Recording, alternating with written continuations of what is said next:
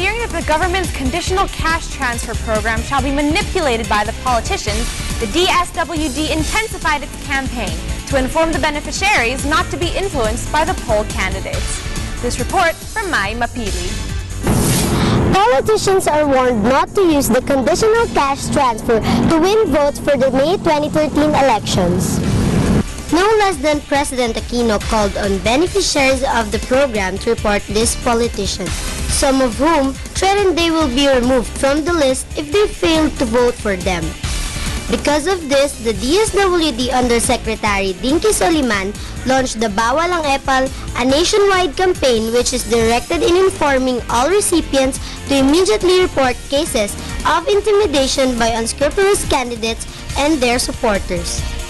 To date, there are 50 pending cases. 2 DSWD personnel are under investigation for their connections with some politicians. Talaga na maprotektahan natin ang programa para tuloy-tuloy po ang pag-iimplementa. Pangatlo, nakita namin na bagamat ginagawa yon, mahalagang mapaunawa sa mga kasama, lalong-lalo na sa mga benepisyaryo sa malalayong lugar. Kaya malaking pasalamat namin sa mga parent leaders. Kasi ang parent leaders talaga ang kasama naming nagsasabi kung ano ang mga patakaran ng programa at nagpapaliwanag kung papaano ito isinasabuhay.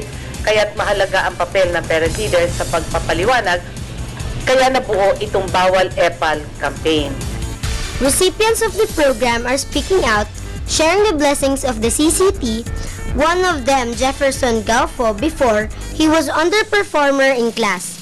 But now, he's proud to say he's the valedictorian of his class and dreams to be an engineer.